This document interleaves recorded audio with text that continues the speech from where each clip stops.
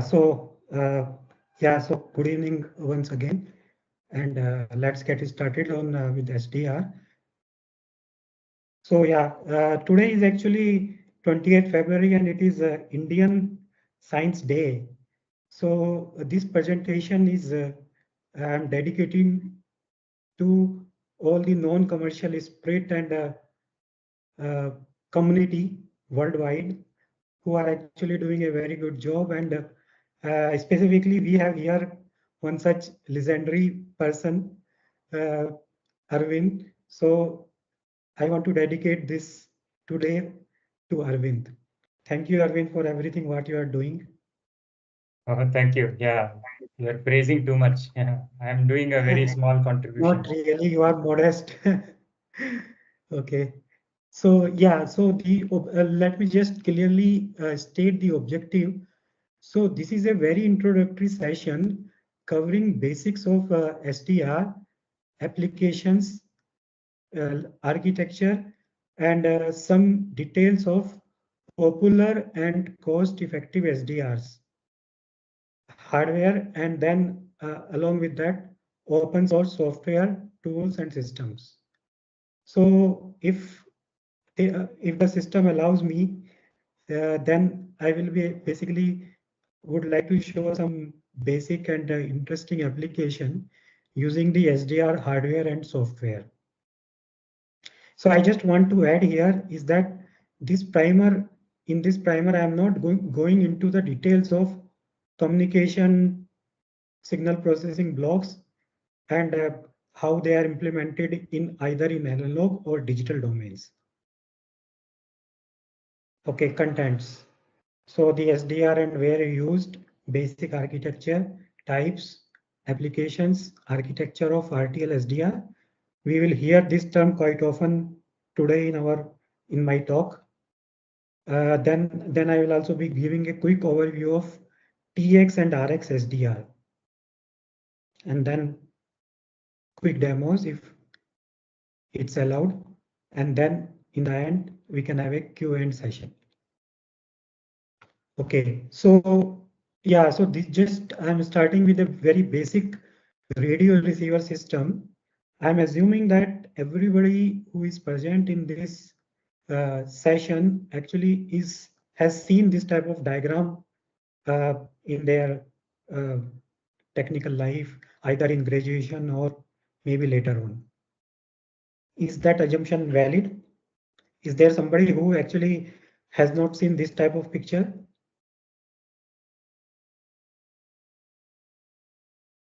Okay, looks like everybody has seen.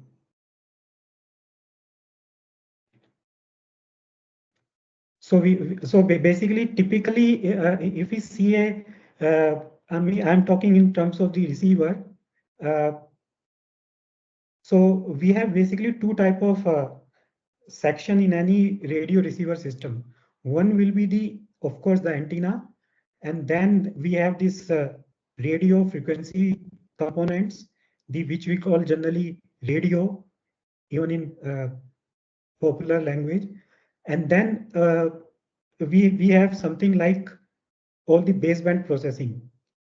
So the signal is basically brought down to the baseband. That means your center carrier frequency is DC, and around that we have all the signals. And maybe typically it has been either in analog form or uh, digital samples. And then finally we get our desired signal. Okay, so here there is no such concept of uh, the software, hardware. It's just a functional view, right? So then how do we define a SDR? Okay, we have already spoken about it. There are, so we see there that some modules which are there typically implemented in hardware and some in the software. So if we go by the definition of this term SDR, so can we say that any system, any wireless system, uh, since the software word is coming, is totally a piece of software which is implementing everything in software, everything, when I say everything, everything in this picture, and then it is fully configurable, everything it is doing without any analog component, everything is software, right? So is that possible? Maybe it is not possible. At least till now, it is not possible. Maybe some futuristic technology might come by which we can actually do everything in software. That means you just connect antenna, and then everything it just goes into the software. So just to show now, going to some more pictures. So we have basically the older generation systems, wireless radio receivers, is basically most of the processing is being done in the RF and analog. There may be multiple IF stages, right? And finally, if we looking at the receiver part, then everything comes to an ADC, analog to digital converter, and then the software is actually everything software. When I say it may be a programmable DSP, it may be a uh, host-based system, or any it may be a FPG, or it may be an ASIC, anything. Okay. Then the second generation of wireless radio came. So what it did is that you can see that it has actually removed some RF stages. Only one set of mixer is there. So the signal is probably coming down to the IF, and then it is being sampled. Now in this type of architecture, the ADC has to sample at much higher rate compared to the oldest generation, right? And then those samples are being sent to the software, and the processing is happening, right? And then I'm showing basically the modern radio systems, typically for example, our own the mobile, right, mobile handset.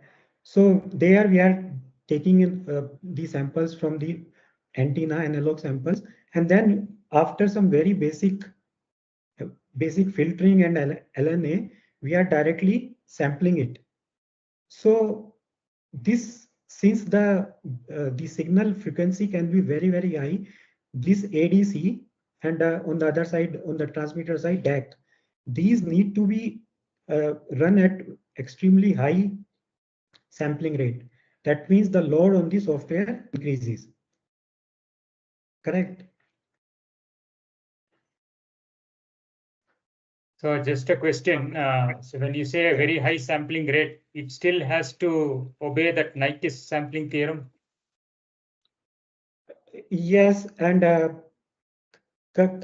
yeah, that's correct. And in case of the band pass signals, it can actually have the twice, the sampling rate can be between the twice and the 2x and 4x type of sampling rate also. Yes.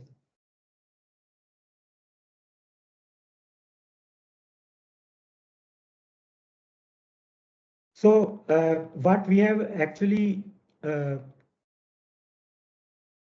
what we are saying here is that we have seen this second generation and modern radio systems. So in this, lot of things are being done by the software. In the modern, the more signal processing is happening in the digital domain, and maybe in the older one, somewhat less, and maybe at the lower speed.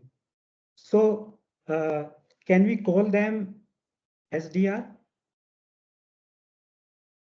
The answer is yes, but let's see further. Any wireless system can be called SDR, which uses a hardware which can do certain minimal RF analog processing. So I'm referring to the most modern system, and rest of the processing can be done by software. So there is one more point which we should stress here is that it is not just that hardware and software are decoupled from each other.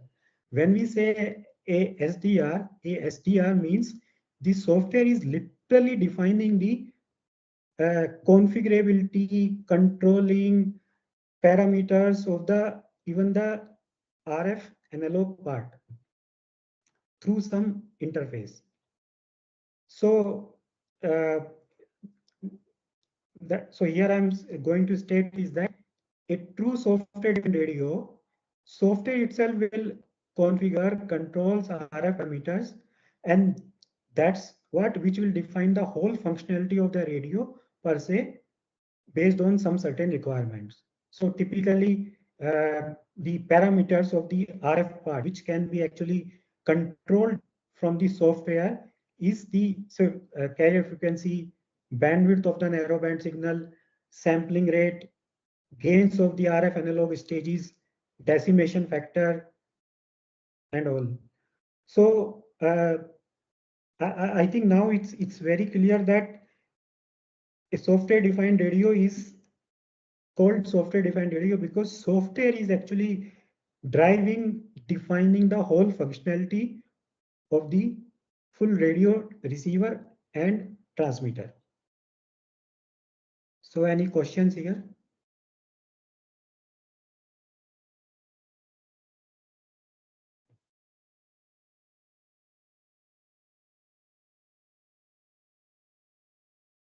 So I will just quickly run through that.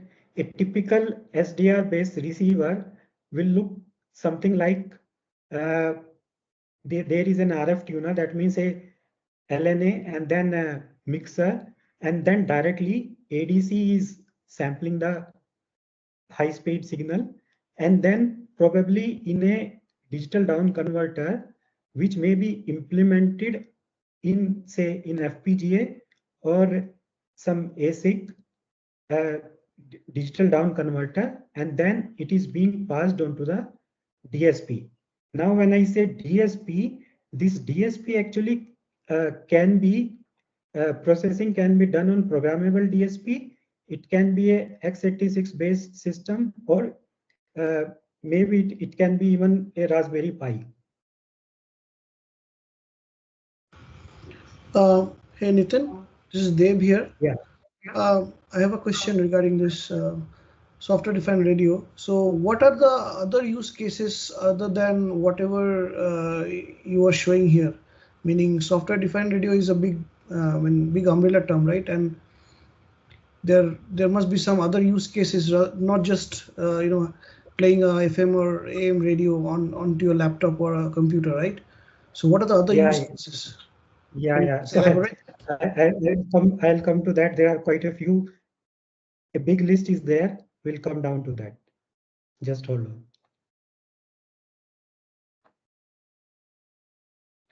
So basically, now we have actually understood what exactly is a SDR system. So it also means that actually almost all the radios which are there in our in the system, all the radios which have happened in recent 10-15 years actually all are software radio, because for example mobile phone, that is the most common example, and even say for example set-top box receiver.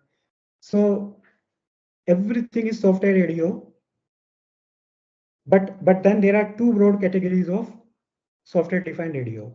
One is the special purpose SDR. So special purpose, when I say, is that the whole software defined radio actually is actually dedicated to a certain type of task. For example, mobile phone, whatever SDR is there is running in our handsets is actually special purpose SDR, because it is optimized for power consumption, cost, size. Typically, it will all use RF filters and then there will be direct conversion 0 IF RF. That means the AD in the receiver is actually sampling at very high rate, and after that everything, all the processing is being done either in specialized silicon, FPGA, DSP cores, or maybe x86 ARM graphics code. So the special purpose SDR is special for special and for dedicated purposes. Now there is another category of the SDR which is called general purpose. Now the whole my actually talk today is focused on the general purpose SDR, because it is very interesting for a community of academia, R&D, hobbyist, and enthusiast, and even for product prototyping. Okay, so a general purpose SDR will actually have may have RF filters. It may have a direct conversion receiver, that means a high speed ADC, and then it will have a USB controller chip, Ethernet controller to interface to a host machine. Let me just show it in a picture. So here I am actually showing how a general purpose SDR looks like. So the general purpose SDR basically is having is operating in a certain frequency range, and in it can have multiple sampling rates also, and the SDR hardware is basically connected to a software part, SDR software processor, through some certain general purpose interface like USB or Ethernet. So the general purpose SDR actually is general purpose because it need not be optimized for certain metric. Its main focus is on the configurability, controlling various parameters, running in a wide input frequency range and sampling rate, controlling the gain stages, everything. Okay. So this is what the whole general purpose SDR looks like. Almost every general purpose SDR looks like this type of two blocks, hardware part and then software part, and then they are connected through a general purpose interface.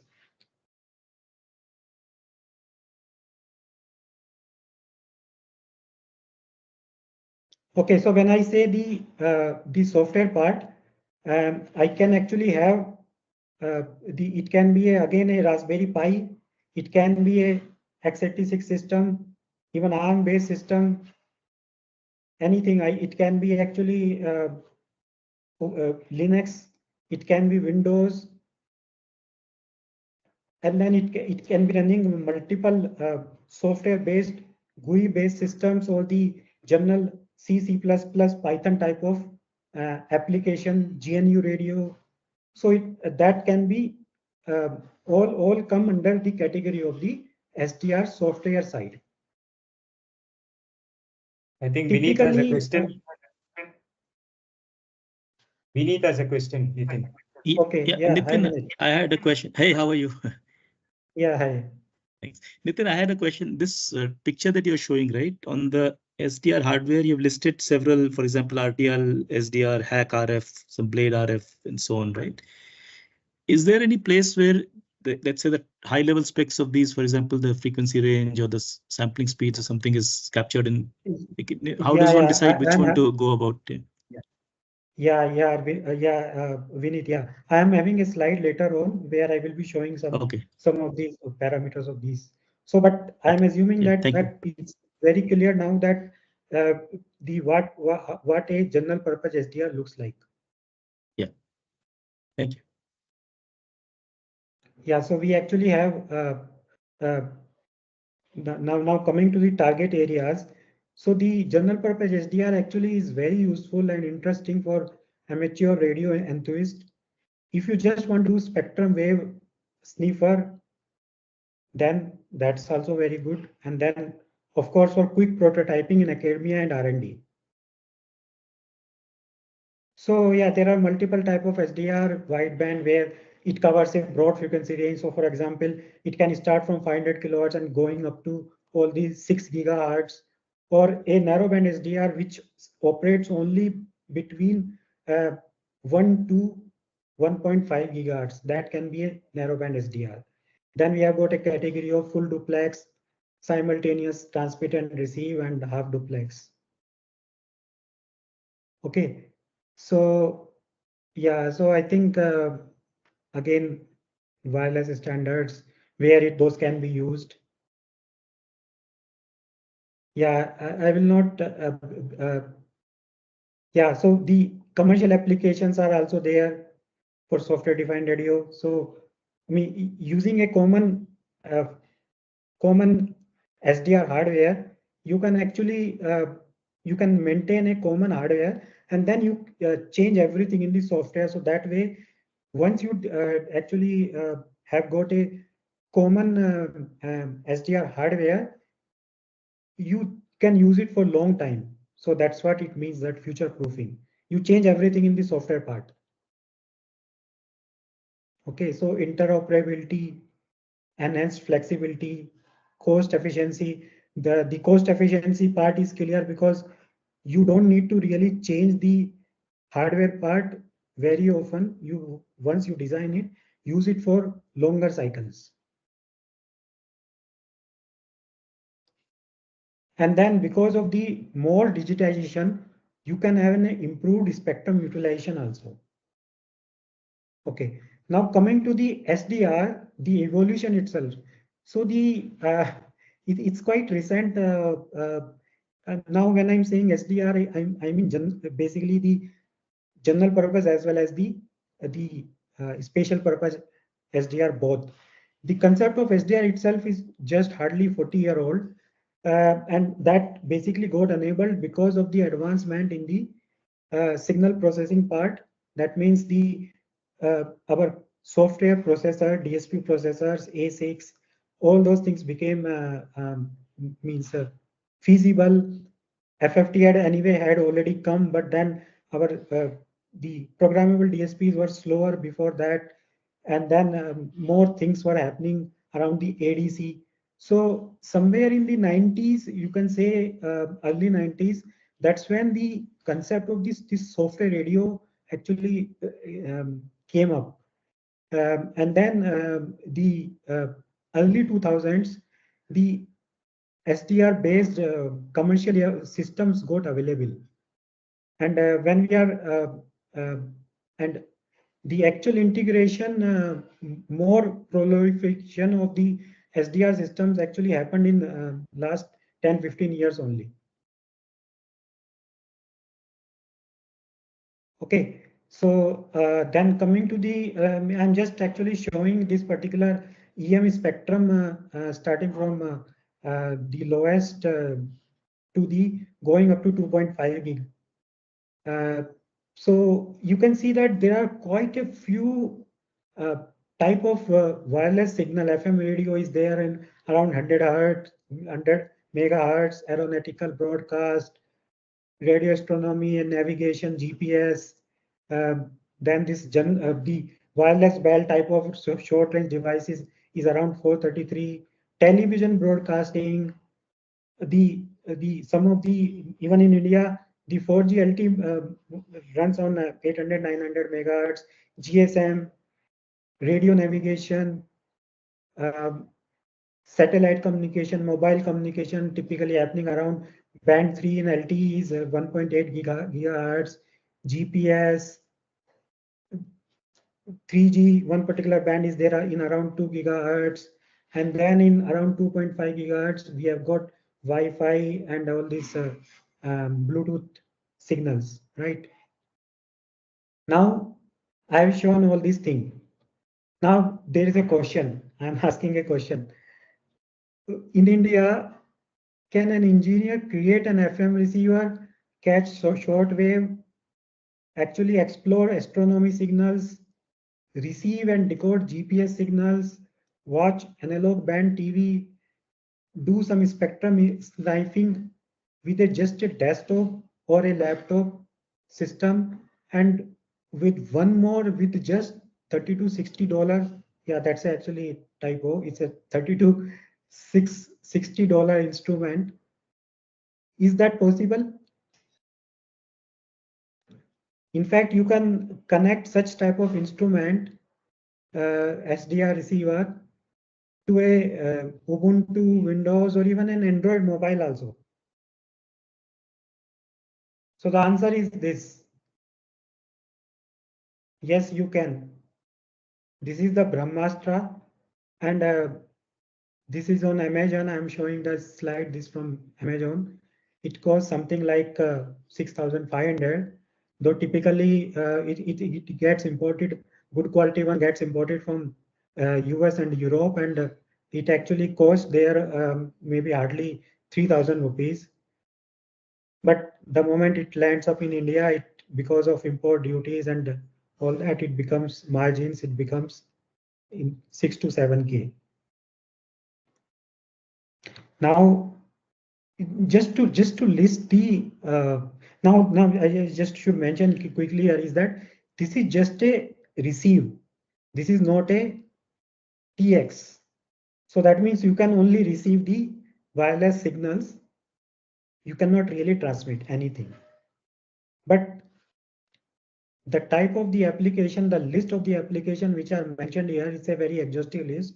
It's actually phenomenal. It opens up this device itself. I tell you, is opens the possibility of opening to a Pandora box. You can actually spend hours and years together to actually explore all these options, do a lot of engineering, and really spend years together. You can use So it. Vineet has a question. We can break shortly. Yeah. Yeah, so no, not a question, just a comment. Nitin, I agree that what you showed is a receiver. Also for transmitting, I mean, it's not so straightforward, right? We cannot simply transmit wherever we want, right? So we have to, have only in the open bands can we transmit, right? Correct, so it's a little bit tricky, and will, you need a license and stuff, right? So correct. So I think safer to have a receiver and be okay with it, right? Yeah. Yeah, Vineet, I will be mentioning that part. So, but I will be mostly focusing on the this particular receive part, because that one is more interesting and it is also more cost efficient. Yeah. So like the first use case, use as a police radio scanner, because police communication not encrypted, I'm assuming. Yeah, I believe so. Yeah, this is just a basically there is a big list, and I just copied it, of course, from a RTL-SDR website, but it's just actually yeah. And does India have a spectrum like in the US for CBRS, citizen broadcast? I think there's this ham radio people use, but I'm not sure it's the same thing. Ham radio is definitely there in India. Yeah, ham radio is slightly different from. They have one more band for citizen broadcast radio service or something. Okay. Not sure. Yeah, so typically the one main application for anybody can be, I mean, some very quickly is that you can use this RTL-SDR, the receive only SDR. You can actually connect to your Android device, and you can just check what all signals are there in a certain frequency range. So, for example, the RTL-SDR actually operates from 500 kilohertz up to 1.76 gigahertz. So this is, you can actually tune to literally any particular frequency in that range, and that is the beauty of that. And you can do all that from software. Yeah. So 1.7 gigahertz means it can do GPS, right? It's GPS, I think 1.5 or something. Yeah. Yes. So but you can can't actually see one decode. application I always wonder, and I think it's quite like at home, right? And nowadays everybody has a Wi-Fi router, like in apartments, right? So I think if we, although there are applications, like I have some application on my mobile which tells me which signal is crowded, but that will be a pretty cool one, right? If I can have like just analyze how's the signal in a given band, Wi-Fi band, but of course 2.4 gigahertz we need for that, right? So there I see a practical, like a very useful thing that we can doing whatever they're doing. One more example he has given here, listening to satellites and the ISS. So International Space Station, that is transmitting at 145 megahertz. So we can listen to that also.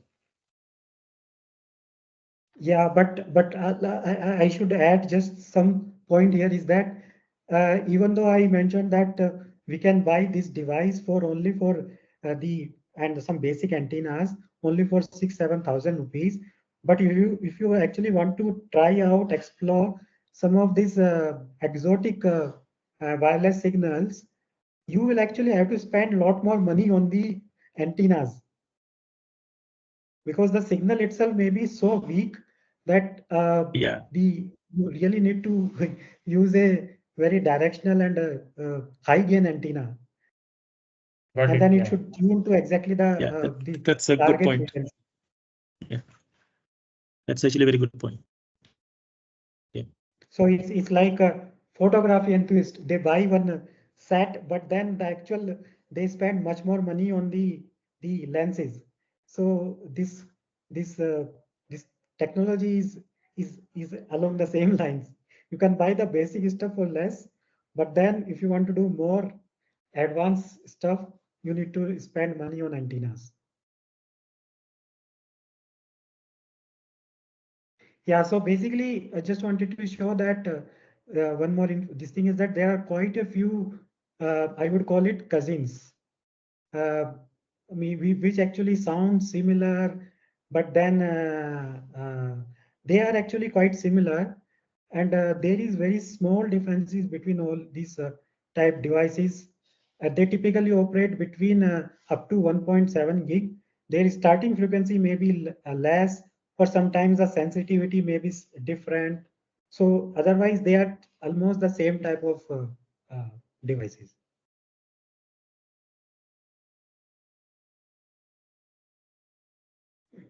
Yeah, so I will spend some time on the architecture of RTL-SDR. So let's look at this. So we saw that we have got a RF tuner stage, and then we have a IF stage, and then the baseband processing. This was the middle generation systems, right? And then we have the most modern systems where we sample, basically do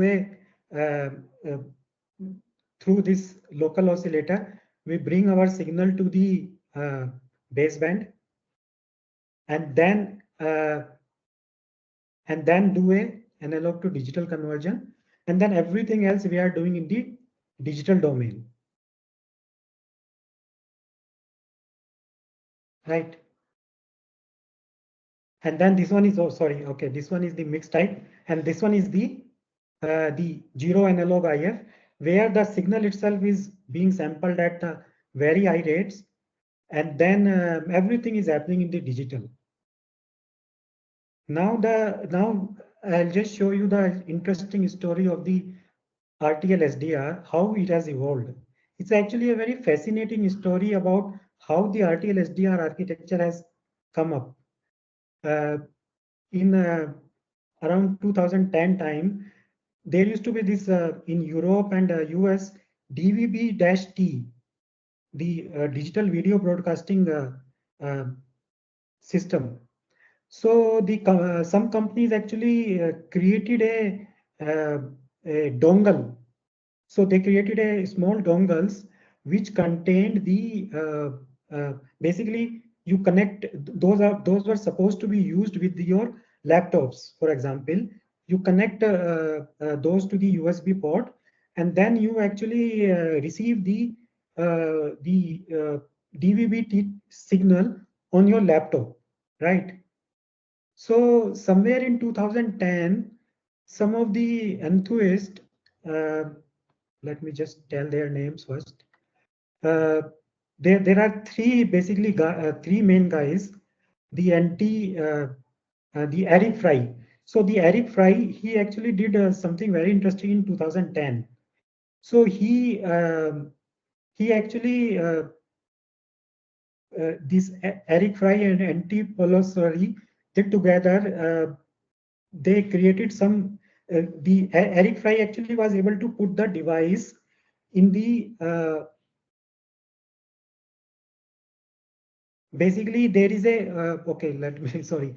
Let me just show it. So there are two chips. Basically, one is the tuner chip called R2820T, and then there is a RTL-L2832U. Now, what this guy is basically a tuner chip, and then this is the demod chip, basically DVB-T receiver.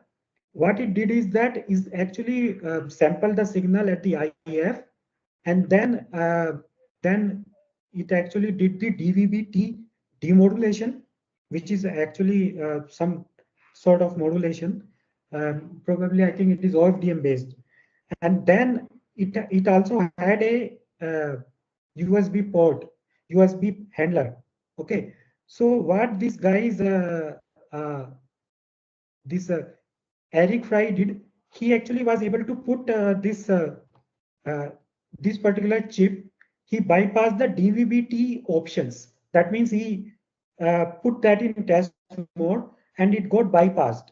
So what happened is that the whatever the digital samples after ADC and down conversion and resampler and decimation filtering, they actually were available at the USB port, and he actually sent it to the a Ubuntu system, and then later on the other guy NT Paulo, sorry, actually he was actually able to create a software part, basic USB handler on the software part on the Ubuntu side, and actually he was able to decode it.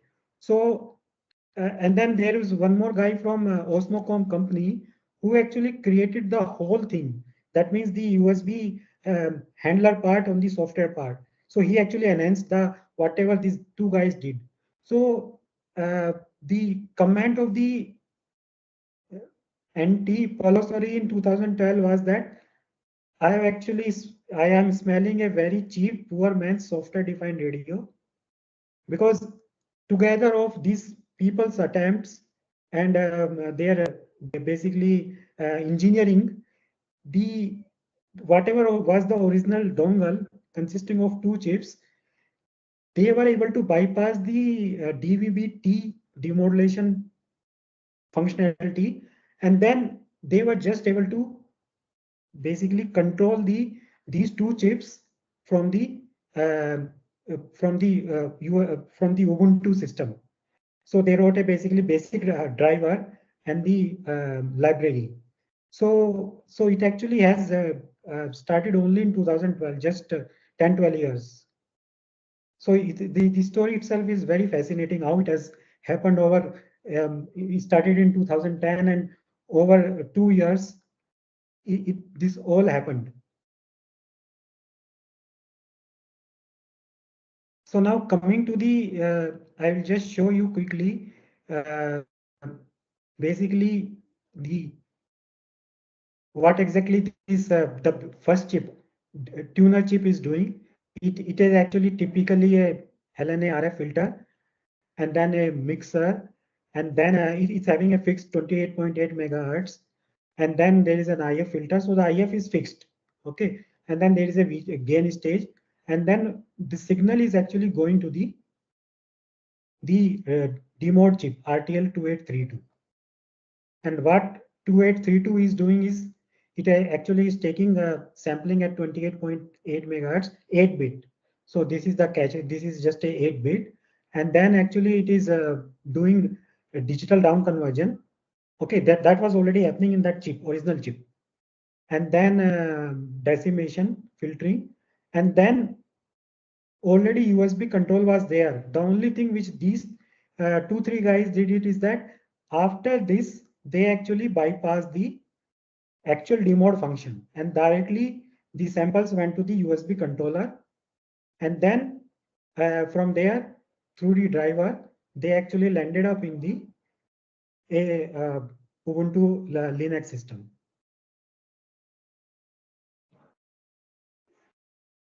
Okay, I mean in this diagram I'm just showing a behavioral diagram of what RTL-SDR is doing. It's basically gain stage is there and then it is down converting, low pass filtering, ADC, and then USB control. So if you see, this is the abstract functionality of what RTL-SDR is doing.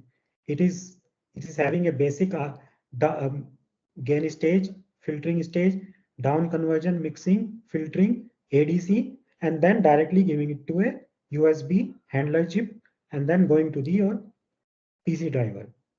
So this is essentially what RTL-SDR is doing. One question here, down conversion, it will give output at a specific IF, right? Yeah, Arvind. So actually, that's that what can be it is configured. mentioned that it is a behavioral diagram. You are right. So this is one. This particular diagram is. Let me show. Okay.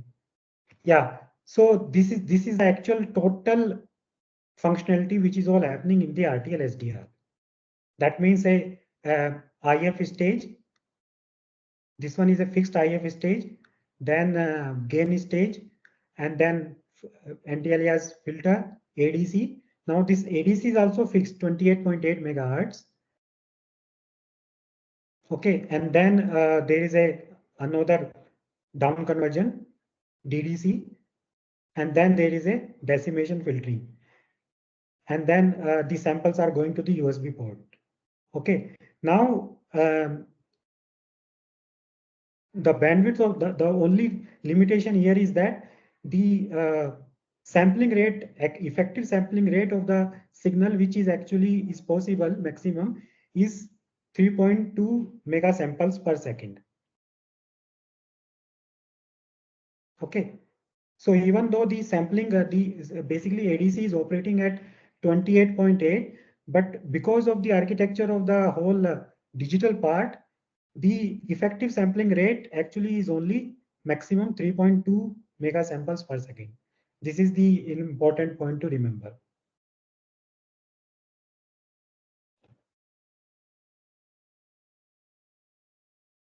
So now in this picture, this is what basically, this is what RTL-SDR is doing. And then here it is mentioned 2.8 because sometimes in some of the hardwares, some sample drop happens because of the different USB interface on the host side. So typically 2.8 mega samples per second is considered more basically safe sampling rate for the signal. So this is what I have a basic RTL-SDR question. Sorry. Yeah. Here, this diagram, I have a basic question. You are saying demodulation to baseband done in RTL hardware. But demodulation varies with each standard, right? Yeah. So yeah, that's a good question. Actually, here it is shown demodulation to baseband. So when it says demodulation, actually there is no demodulation happening here. It basically means that whatever analog to digital conversion is happening, it is basically undergoing digital down conversion, filtering, and then just samples, baseband samples are being given to the host system. So okay, so yeah, demodulation is the wrong term here. Can you say that? Yeah, you can say, Arvind. Yeah, this is not exact demodulation. Actually, the original chip had that demodulation, DVB-T demodulation, but that was bypassed. That's the whole. Got it. Yeah. Which happened. Yeah. So here, basically, what I have done is that I have put everything in the one hand-drawn diagram. So again, this one is the R820T or T/2. They are all same type of chip, exactly same chip. Just the difference in their basic performance or the name change. So this is a basic tuner chip. Then this is the ADC and then digital down conversion, USB controller, and then through the host interface, basically through a driver, the samples are coming to a host system, and then this is a Osmocom RTL-SDR driver, right? So this is typically this is a USB interface over USB interface, and then now once it comes here, it all actually the software part. So you have got a API library. Now there is something I should mention here. In beginning, I mentioned that a software-defined radio system is called software-defined because the software is able to even control and configure and put hardware part also in different modes. So now that all is happening through this API calls. So the API call means there is a library of APIs, and through those calls I can actually control this gain stage VGA. I can control the some of the RF front end gain stage. I can actually control this frequency, right? I can tune to a particular frequency, and then I can actually control the decimation factor also. I can control sampling rate. Okay, so because this is all happening through the USB interface and API library and the SDR hardware driver. Okay, and then once you are able to do that, you basically have got all the different type of software applications. You can have a C++ custom application. You can have a GNU radio, which is a collection of the signal processing and communication blocks. You can actually take them into MATLAB, LabVIEW. Then there are a lot of open source libraries are there. Then there is this GQRX, GRC, SDR hash, SDR++. There are many such type of GUI based application which can actually do FM demodulation, AM demodulation. Means it is inbuilt. You can just need to press the buttons, and then you can control the gains. So basically, this application, this GUI application, they call this API, and then through that they are controlling the whole hardware also, whatever is possible, feasible. Yeah, Nitin, we'll take another 10 minutes.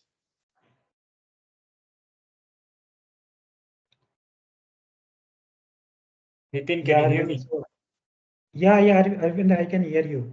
Yeah, another 10 minutes, we'll wrap up. Yeah, I will run through. I think basically, yeah, I basically till now I think I've shown that how this RTL-SDR has come up and how it is actually interacting with the hardware parts. Basically, how it is interacting with the software applications and different type of libraries. Yeah, just multiple different cousins from the same different manufacturers are making. They are, but basically they are some of these. They are using some different tuner chip, and they are improving. Some of them are actually claim to improve the sensitivity and the SNR of the whole SDR. Right. So you can see actually clearly that, yeah. Yeah, Nitin, interestingly, nothing covered the 2.4 gigahertz band, right, in the list that you showed? Yeah. So basically the yes. Yeah. So it actually starts from 500 kilohertz and goes up to 1.766. 1.8, let's say. Yeah, 1.8, something like that, right? Yeah. Okay.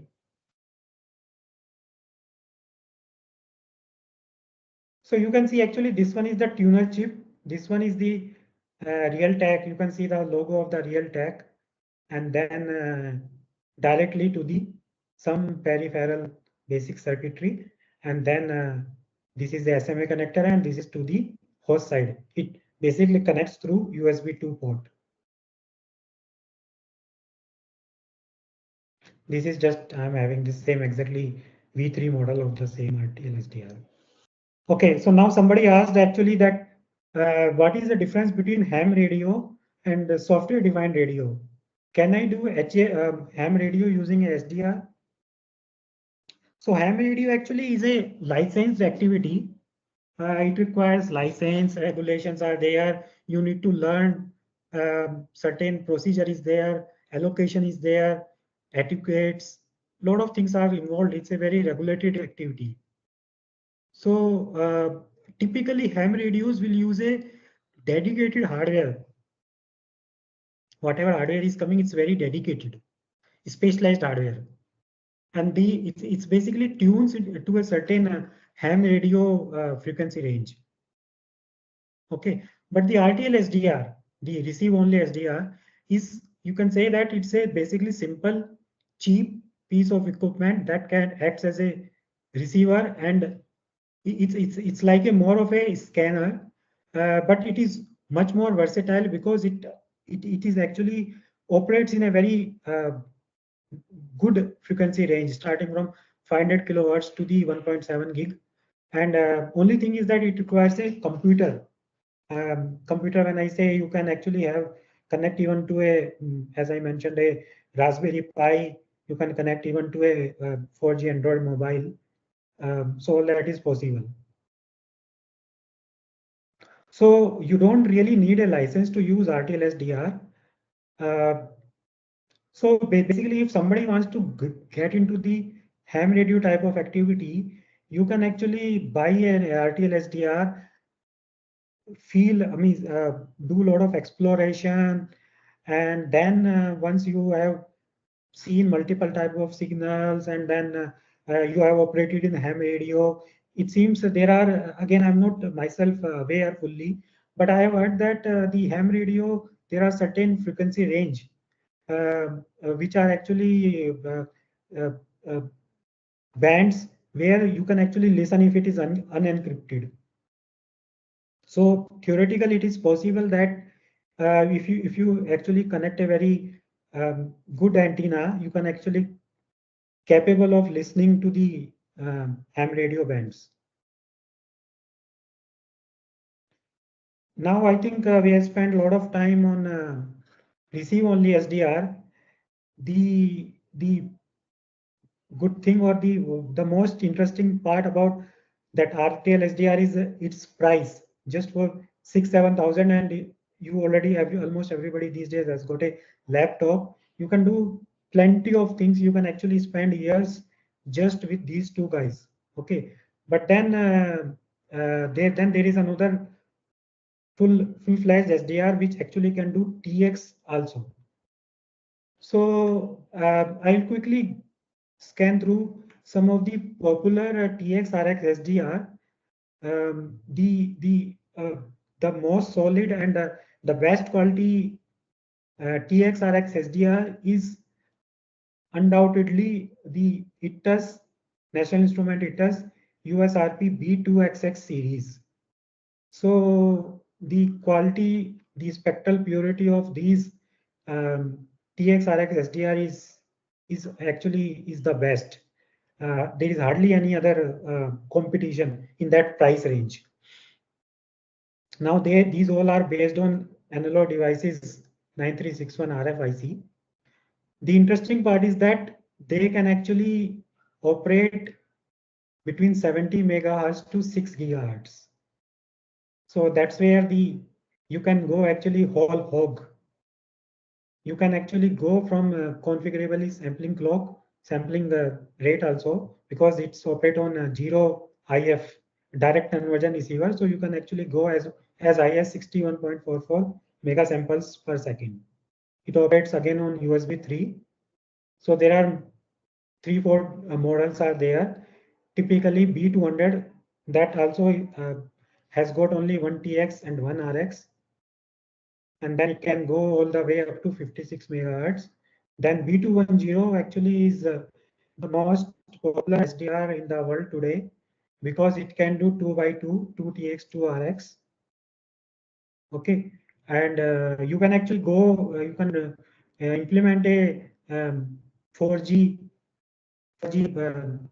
private network, and you can actually do the basic of the 5G also, basic mode also.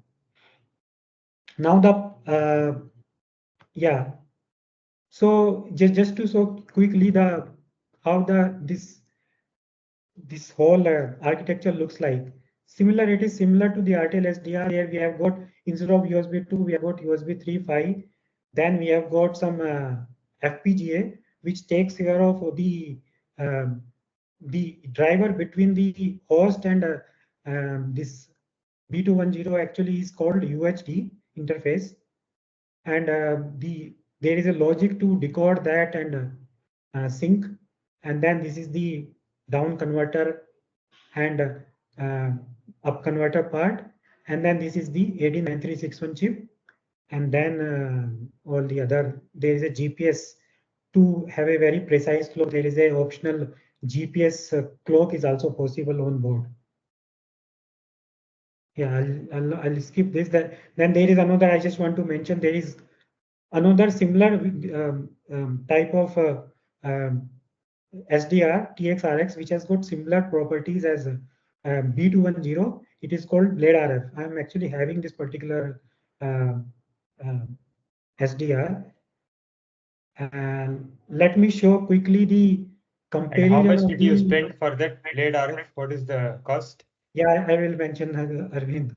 So this is the just a comparative table. It does not has this list does not have all the SDR, but many of the most popular SDR. So the similar to RTL SDR, there is another device called AR Spy. Then RTL SDR is right here. Then Ploto SDR is from Analog Devices. Then ITAS 205 is basically similar to B200, 1TX, 1RX, 12 bits. So this is interesting. So this is, so if you see, the RTL SDR actually has got only 8 bits, but the other AR Spy, for example, then this which is again RX, and ITAS National Instrument, this has got 12 bits. Then there is one very popular, recently popular SDR called Lime SDR. Then there is this Blade RF. So I'm actually having this Blade RF 2x2 MIMO. So now coming to the price, because for companies that may not be important, but for individuals like us who don't have really unlimited funds, of course RTL SDR is the best device. Then if you just want to do RX part, then if you want to actually go do little more things, then pricing wise, I would say that Blade RF comes next to that. It costs something like $500, something like 50,000 rupees. One TXRX, one full SDR. You can actually do 2x2 MIMO. The specifications are similar to B210, but then coming to the B205, this one is just one TXRX. This itself costs something like close to, I would say, more than $1,000, something like more than 1 lakh. And if you want to do 2 TX and 2 RX, that is B210 model, that goes up to the almost 2 lakh rupees, one SDR. Now, I should mention here that somebody also was talking about that regulatory part. Whatever this particular ITAS or Blade RF, whatever power they are actually transmitting, the TX side is something like maximum plus 10 dBm. Now, plus 10 dBm power as such is within the regulatory restriction, means you don't really need to take a license, but just to be a good citizen and good engineer, you should actually be very careful that you really don't, at least you don't create interference your neighbor, because I have found out that with Blade RF, I can actually go up to almost close to 15 feet, 15 feet, and I was able to receive the signal when I set up a private 5G network, 4G network. So regulatory wise, you are not, you don't really need to take a license. But I should add here is that you can actually get, if you want to buy the best in the price range of $2,000, the national instrument ITAS B210, then if you buy it locally, you have to actually buy it through a company, because the government regulations want you to buy, basically they are not really allowing a local distributor to supply to an individual.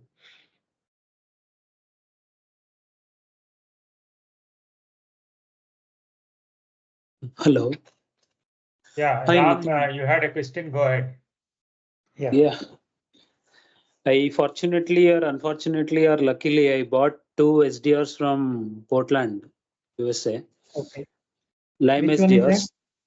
Lime SDRs 2 Okay. 3.0 actually. Okay. So yeah, actually, basically my question is like I have some open sources for working on this LTE setups. By predominantly coming from wireless background, 4G and 5G wireless. I can't offer this B210 and other things, but I have this 2.0, I mean 3.0 Lime SDRs basically. So I wanted to set up this with hardware, with SDR actually, because I predominantly do some kind of research experiments with the SDRs. So will there be any help or support that I can get from your side for this in order to set up LTE? At least LTE. So actually, that's a actually very relevant question. So actually I also got my Blade RF SDR 2 sites from US through some hand carry. So actually, I would say that best SDR in terms of support is definitely the ITAS National Instrument B200210 series. But correct. but with Blade RF, I was actually able to set up this 4G network. I should tell you that it was not direct. I mean, it did not happen in one shot, because even though the some of these open source software companies like SRS RAN and OAI, which are like two most popular open source no, they software, support majority of the time. I think. Sorry to interrupt. They support majority of the time this HackRF and B210. ETTS they're supporting a lot actually. Yeah, actually, I will tell you basically the SRS RAN, which actually has got a 4G code base end to end. Yeah, so that one actually supports B210, of course. It supports Lime SDR. It supports Blade RF. Correct. But with Blade RF, I actually had to do some fix myself in the their application code. But with Lime SDR, I have found out that some people have actually were able to make it work. I would say that it may not be very quick, but I think it is doable with some if you spend some time. I can actually support you. I can give you some hints and some ideas, because I myself had some time. I mean, I actually the SRS RAN 4G network I was able to set up very quickly if I would have had a B210. But in absence of that, I had to spend maybe, I would say, close 1 to 2 weeks because it Oh. took me some time for me to figure out what was the exact issue. So I would Okay. say that with the Lime SDR, you may be luckier and you may do it quickly, but again, don't think that it will be straightforward. It is possible that you may encounter some small hiccups. Correct. No, actually, I worked completely in wireless. I mean, the software basically. Though I am Yeah. from electronics background, but Right. these things, this fonts and all these terminologies and all the things, right? How to set up, how to tune gains and all these things. They are providing this GUI software also for the Lime SDR. But the tunable things, that things I am not familiar actually, because I left it long back. Yeah. So Right. I think just I trying understand what to you're again saying. regain that knowledge now to set up. Yeah. And Yeah. I think yes. Yeah. I think it is what doable. I think the key to whatever you are asking is that whatever is there in the instructions first, like SRS RAN, I found out that that is a 4G network code base. correct, That their correct. documentation is really very, very good. Very If you good. just No, follow their I instructions, made it virtual RF successful with that 2 users GNU radio like that, virtual RF. yeah, I mean that ZMQ is there, right? ZMQ library. yeah, correct. That is virtual actually. It's not with hardware, but that is successful. I am able to get the Yeah, that one traffic I and think I would say is trivial actually. That happens very quickly. But connecting correct to the, yeah, hardware. that one I would say is trivial because Hmm. it happens. You really don't have to do anything. It simply works. I know that. I have actually Correct. myself tried. But Okay. connecting radio part, Okay, I have to I would stop you say, guys here. It is no yeah, doubt a very interesting discussion, but I think in the interest of time, we can take it offline. Anyone yeah, else Yes. sure, has Arvind. any other questions? Maybe Nitin, I think you can share some contact. I will connect you offline. Yeah, Nitin, you can Sure. type your email address or something on the screen. Okay. Your screen is still shared, so people can take note of it. Also, I think this was very nice, useful presentation, Nitin. Thanks for that. If you can share the slides, I mean, that will be quite useful because a lot of information he has put in. Actually, Arvind, let me just quickly try. I've got one SD, on the Windows side, No, we don't the have one time. application. We are already overshooting.